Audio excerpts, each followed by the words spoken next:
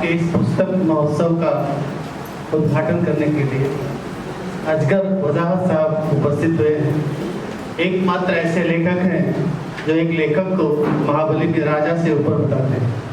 मैं आदर के साथ आपसे निवेदन करता हूं कि आप कृपया और आज के आयोजन पर अपने अध्यक्षीय टिप्पणी के लिए मैं गंगाराम जी से निवेदन करता हूं कि वो कृपया मंच पर आ जाएं। हमारे लिए बड़ा सौभाग्य है कि धीरेन्द्र अस्थाना जी हमारे लिए बड़े सरल और सहज ढंग से उपस्थित हो जाते हैं, मिल जाते हैं और आगंतुकों को आदर के साथ अपने साथ यहाँ तक लेकर के आते हैं। मेरा उनसे विनम्र निवेदन है कि कृपया मंच की शोभा बढ़ाएं। और साथ ही मैं निवेदन करता हूँ प्रेम जन्मेजय जी से, जो इस समय इस शहर के लिए अपनी बौद्धिक सेवा देने के लिए उपलब्ध हो रहे हैं। उनको आमंत्रित करता हूँ मंच पर कि वो आ रहे हैं।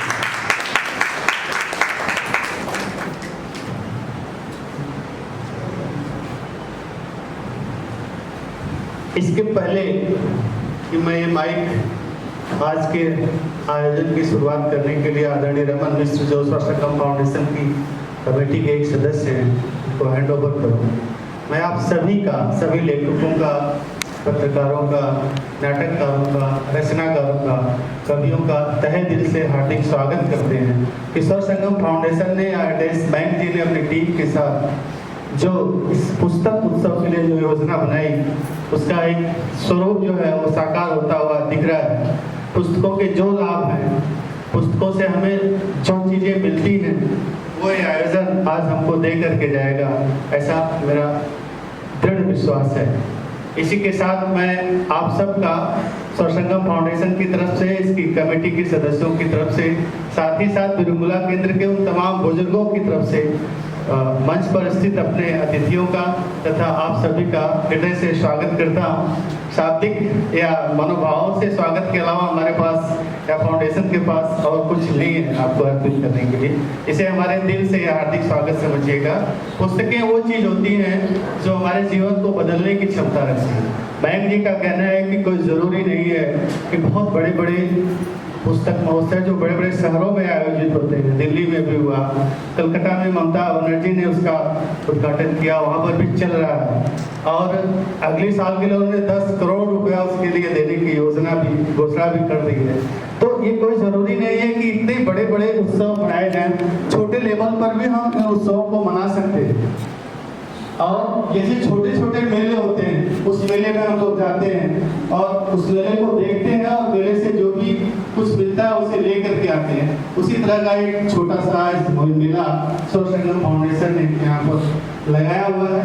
आप सब इससे लाभान्वित होंगे और आप सबका हृदय से स्वागत करते हुए मैं माइक से विदा लेता हूँ और आदरणीय रमन जी को आदर के साथ माइक पर बुलाता हूँ कि आए और आज के इस पुस्तक महोत्सव को संचालित करें। नमस्कार आदरणीय मंच और हमारे अतिथिगण, सम्मानित लेखक और लेखिकाएं और साहित्य प्रेमी साथियों, आप सभी का इस पुस्तक लोकार्पण समारोह में हार्दिक स्वागत है। आज का ये अवसर केवल एक कार्यक्रम नहीं बल्कि किताबों के जश्न का दिन है। साल 2025 में प्रकाशित 19 लेखक लेखिकाओं के पुस्तकों का एक साथ लोकार्पण और वह भी उपन्यास, कहानी, नाटक, गजल, कविता जैसी विविध साहित्यिक विधाओं में इसे अपने आप में एक विशिष्ट और स्मरणीय सांस्कृतिक अनुष्ठान बना देता है। मित्रों, आज के कार्यक्रम की शुरुआत उद्घाटन से मैं कराऊं।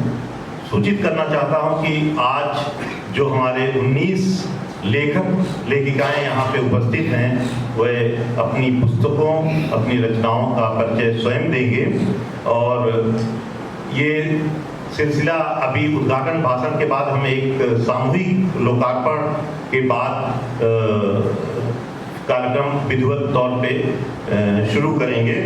सबसे पहले मैं उद्घाटन भाषण के लिए श्री असगर वजाद साहब को निमंत्रित करता हूं। वो आए और हमें अपने प्रेरित वक्तव्य से अनुग्रहित करें। श्री असगर वजाद।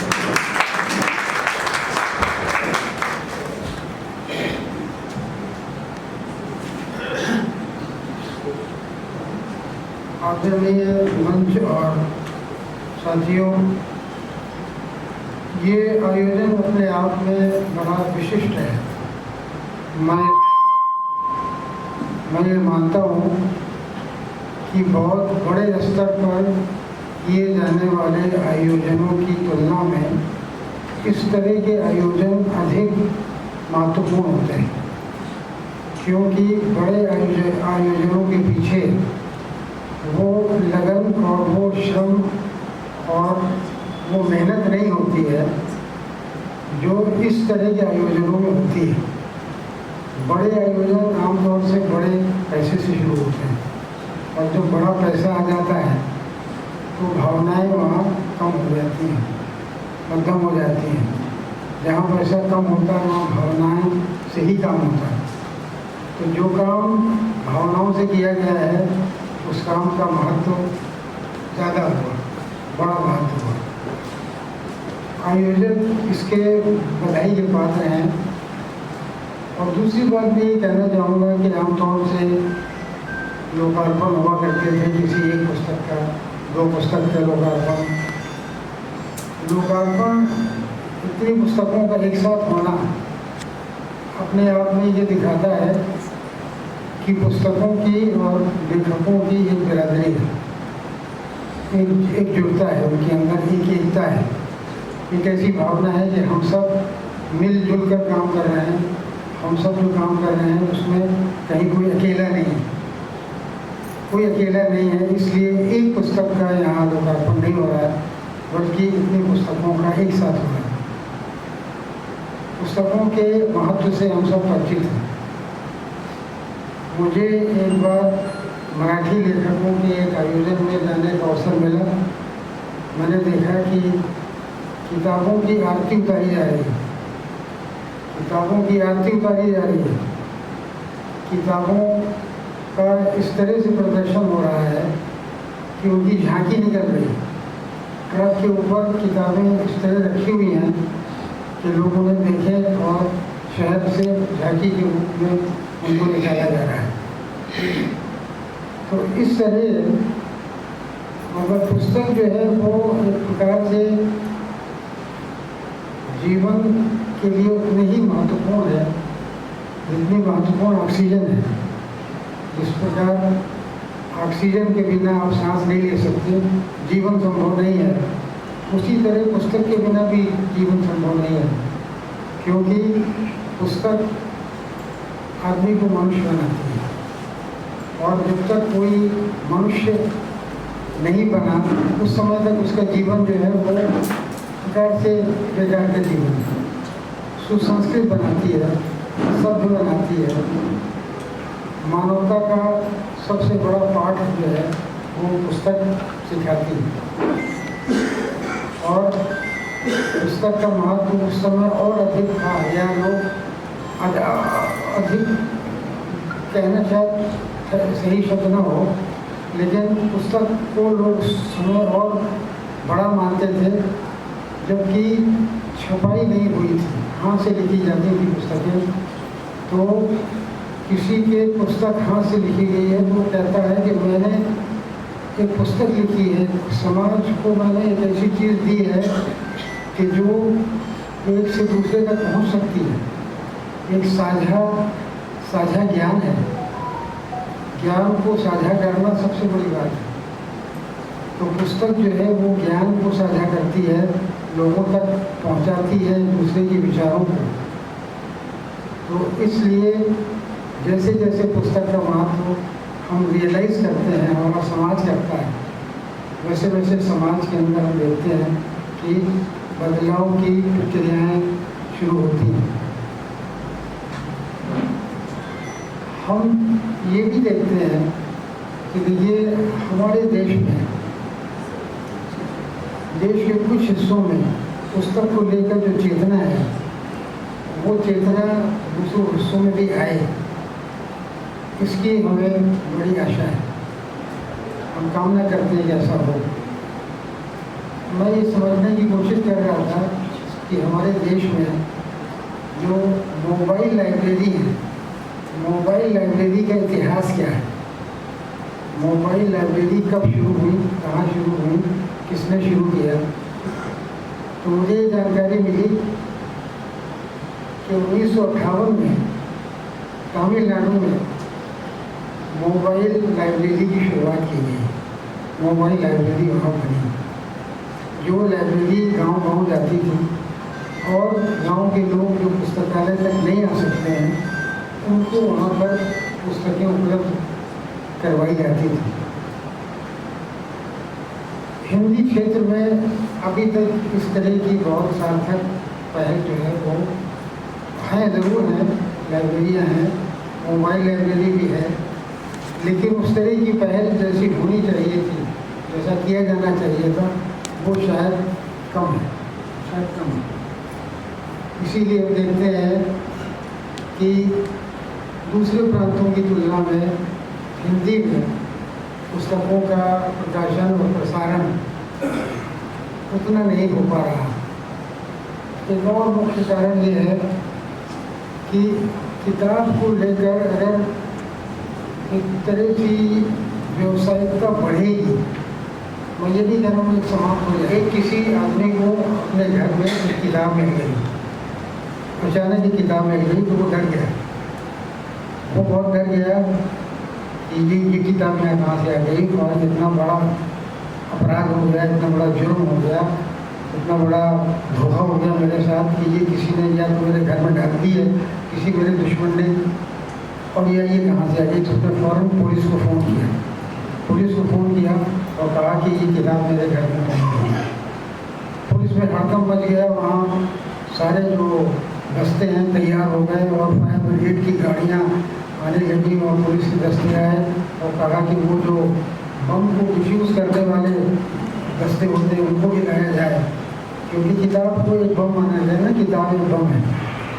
तो वो सारे दस्ते वस्ते आए किताब के, उस आदमी के घर को चारों तरफ से घेर लिया और फायर ब्रिगेड को भी बुला लिया गया कि अगर आग लगे तो उसको बुझा लिया जाए।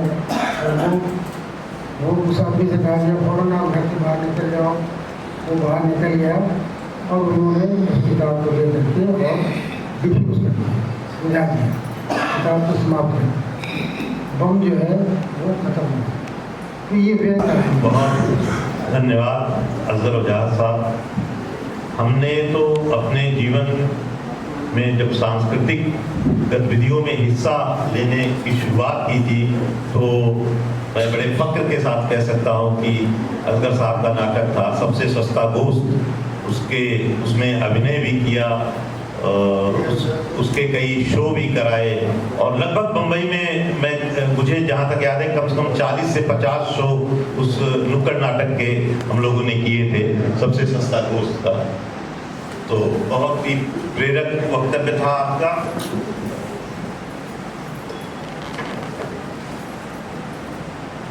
दोस्तों, पुस्तक का लोकार्पण केवल आवरण दिखाने की क्रिया नहीं होती, वह संवेदनाओं, अनुभवों और विचारों को सार्वजनिक जीवन में प्रवेश दिलाने का एक उत्सव भी होता है।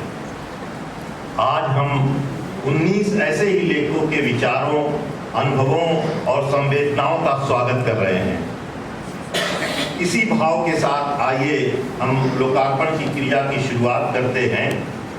साहित्य के प्रति आदर, लेखकों के प्रति सम्मान और पाठकों के प्रति जिम्मेदारी के साथ मैं अब अपने 19 लेखकों को मंच पे बुलाना चाहूँगा। और जगह थोड़ी कम है तो कुछ लेखक मंच के ऊपर रहेंगे, कुछ यहाँ पे बैठ जाएंगे, तो 19 लेखक आराम से यहाँ पे। ये दृश्य मुझे लगता है बहुत ही अनूठा और अद्भुत दृश्य होगा, हम सबके लिए एक प्रेरक दृश्य होगा। मैं सबसे पहले हमारे वरिष्ठ लेखक रमेश राजहंस जी को बुलाना चाहता हूँ। इनकी किताब है क्या आएंगे कभी ऐसे दिन भी कविता की किताब है, और दूसरी पुस्तक है नाट्य प्रस्तुति सिद्धांत शिल्प और विधान, रमेश राजहंस जी। मैं श्री रमाकांत शर्मा जी को आमंत्रित करता हूँ। आपकी किताब है मुझे पापा जैसे नहीं बनना, ये कहानियों की किताब है, और टकराव ये आपका उपन्यास है। मैं श्री अजय रोहिल्ला जी को आमंत्रित करता हूँ। नहीं, यहाँ पे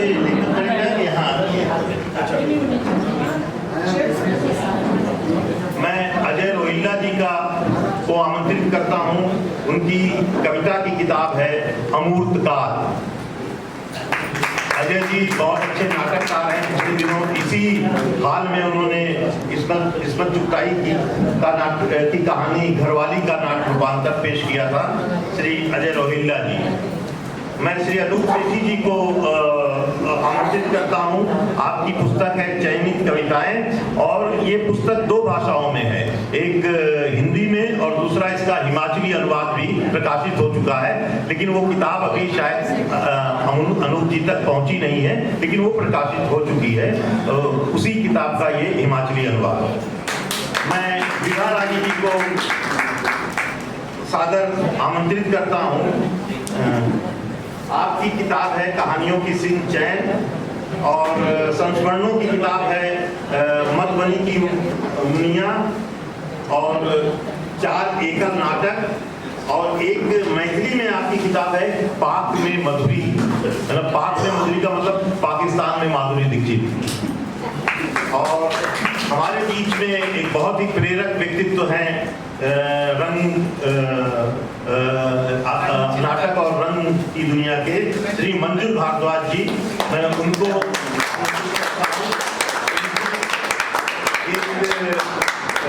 नाटक में सैद्धांतिक किताब है रंग दर्शन, दूसरा नाटकों का संग्रह है रंग कारवां, और कविता की किताब है काव्य शतक। मैं श्री हितेश मैन जी को का स्वागत करता हूँ, आमंत्रित करता हूँ। आपकी 2 किताबें हैं। एक काव्य पुस्तक है दर्द बढ़कर किताब हो जाए, गजलों की किताब है, और बिरसे की कहानियां, ये कहानियों की किताब है। मैं श्री राकेश शर्मा जी को आमंत्रित करता हूँ। राकेश जी की गजलों की किताब है जमीनी आदमी है हम। मुझे बड़े फख्र के साथ ये कहने में सुख मिल रहा है कि ये पहली किताब छाँव तलब की को प्रकाशित करने का सौभाग्य मुझे मिला था। मैं अजय रोहिल्ला जी अभी भी आए हैं। आप अपनी पुस्तक लेके सर यहाँ आए मंच पे।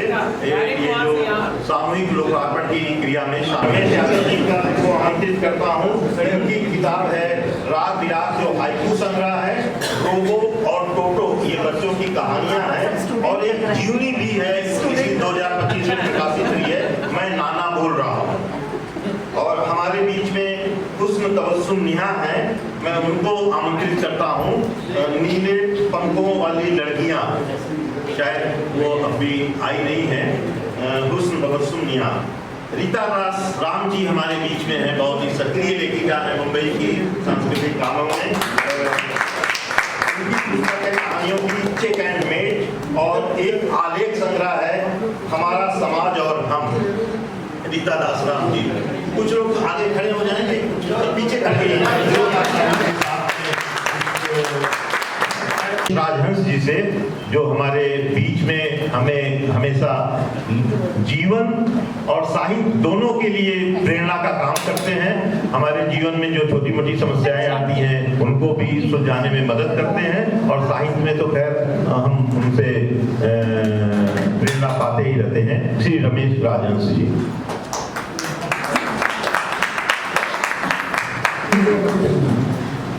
उसी तर्ज में कहूंगा कि कवि कविता और उद्गम भिन्न। हर कवि की आज कविता की अपनी परिभाषा है। मैं भी अपनी अलापता हूँ। कविता जीवन के संश्लिष्ट सत्य को अभिव्यक्त करने का प्रयास करती है, इसलिए मूर्त जगत से अमूर्त भावों की कुर्थियों से निरंतर जूझती रहती है, और मूर्त से अमूर्त और अमूर्त से मूर्त की ओर आवाजाही करती रहती है।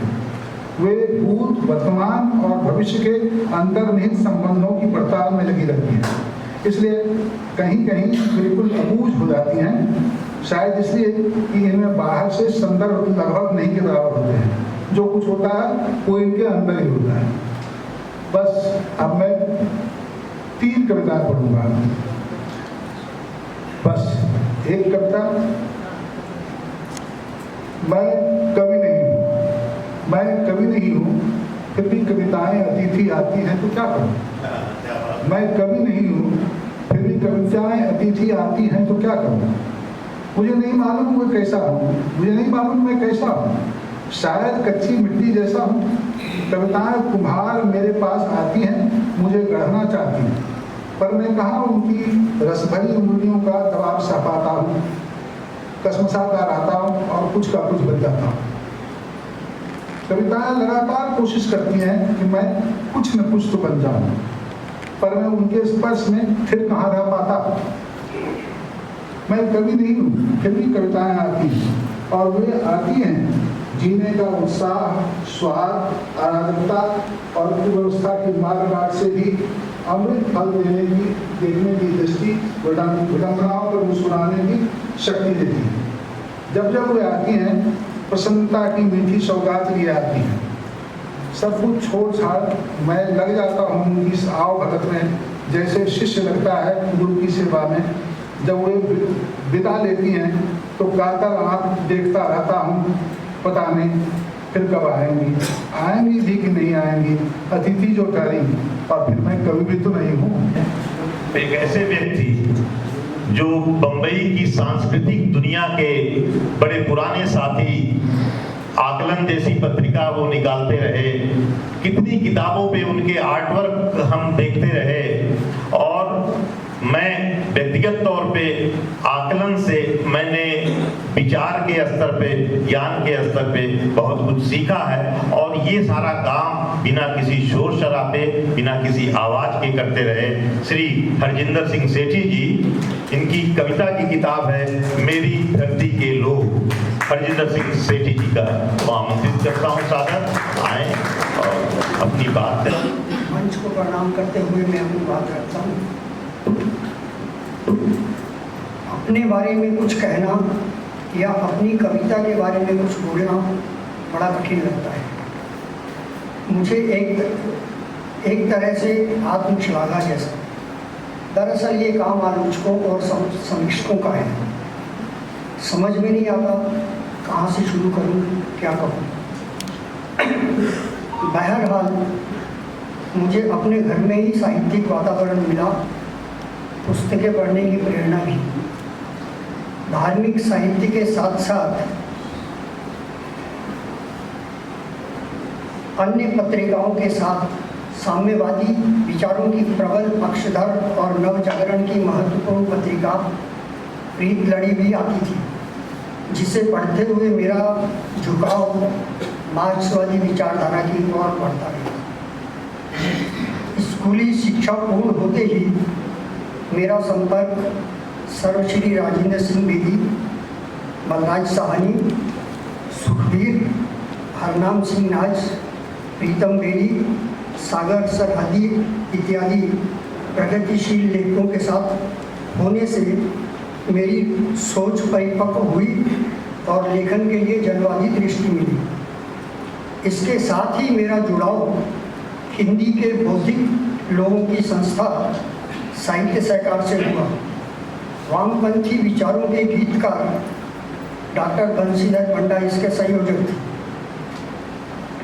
साहित्य सहकार में डॉक्टर रविनाथ सिंह, भगवतलाल उप्पल, सच्चिदानंद सिंह समीर, आनंद त्रिपाठी, चंद्रसेन कंवर आदि कवि मित्रों के सानिध्य में रहते हुए मेरा झुकाव भी कविता की ओर होता गया। धीरे धीरे मित्रों का घेरा भी बढ़ता गया। डॉक्टर विजय कुमार, राधेश्याम उपाध्याय, अक्षय जैन, हृदय सोयन, आलोक भट्टाचार्य, राज सुमन के साथ उठते बैठते मेरी वर्गीय सोच पुख्ता हुई और कविता से सीधा संबंध बना। इन मित्रों के साथ नियमित बैठकबाजी होती, एक्चुअल में इस तरह के कार्यक्रमों में मुझे फंसा दिया जाता है कि जब ज़्यादा वक्ता हो और समय कम हो तो रमन जी को लाओ, वही ये कर सकते हैं। हालांकि मुझे रह के होम्योपैथ की एकोनाइट दवा लेनी पड़ती है, जैसे ही समय का दबाव बढ़ने लगता है। अब इस सिलसिले को मैं आगे बढ़ा रहा हूँ। हम श्री हरिमृदुल जी को एक्चुअली दफ्तर जाना है और उन्होंने पहले से सूचित कर रखा था कि उन्हें 6:30 बजे के पहले फुर्सत दे दी जाए। तो मैं इसी सिलसिले में हरिमृदुल जी को आमंत्रित करता हूँ।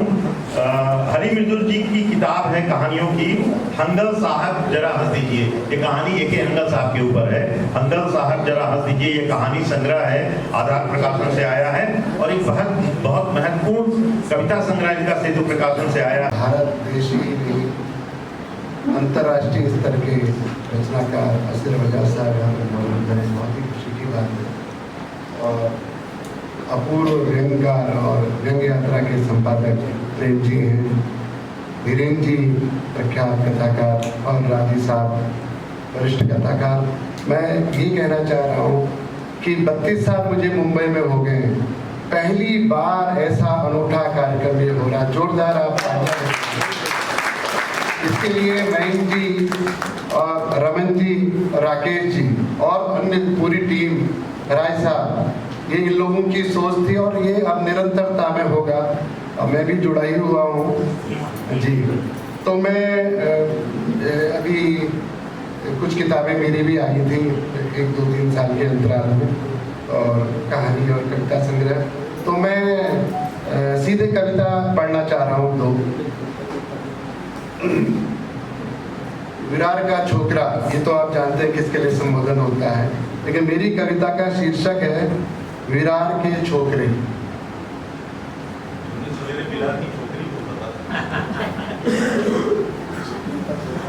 विरार के छोकरे।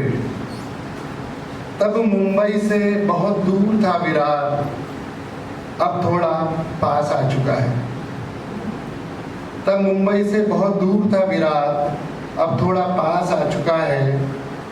पास आने का राज यह है कि पालघर, बोईसर और दहाड़ू जैसे लोकल ट्रेन स्टेशन तो उससे भी दूर है, बहुत दूर। हालांकि एक दिन वे भी विरार की तरह ही पास आ जाएंगे। विरार का वह छोकरा गोविंद आहूजा आज भी याद करता है उस चौल को जिसमें वह अपनी शास्त्रीय गायिका माँ, एक बड़े भाई और 3 बड़ी बहनों के साथ रहता था, हीरो नंबर 1 यानी गोविंदा बनने से पहले। उसकी एक पुरानी एल्बम में अब भी विरार की उस चौल की 20 तस्वीरें मौजूद हैं। मन में तो कह रहे ही अनगिनत अमिट छवियाँ, हर छवि, हर तस्वीर के साथ उसके मुंह से आज भी बरबस निकल पड़ता है, आह मेरा विरार। दौड़ती जाती है विरार लोकल, चर्च गेट से मरीन लाइंस, चटनी रोड, ग्रांड रोड और मुंबई सेंट्रल। हर स्टेशन पर रुकती और सैकड़ों यात्रियों को अपने भीतर समोती। अब पांव रखने की जगह नहीं, लेकिन दादर, बांद्रा, अंधेरी और बोरीवली में अब भी चढ़ेंगे कितने ही रणबांकुरे जो एक दूसरे से कह रहे होंगे जीवन एक रण ही तो है। दहीसर, मीरा रोड, भाईंदर, नाईगांव, वसई और नालासोपारा में थोड़ी थोड़ी हल्की होती जाएगी लोकल और विरार में पूरी तरह खाली हो जाएगी। आप गौर से देखेंगे तो पाएंगे कि गोविंद आहूजा जैसे 50 छोकरे पसीने से लस्त पस्त उतर रहे होंगे इस आखिरी स्टेशन। इन सब के मन में अलबत्ता अपने अपने क्षेत्र का गोविंदा बनने का सपना अवश्य ही पल रहा होगा।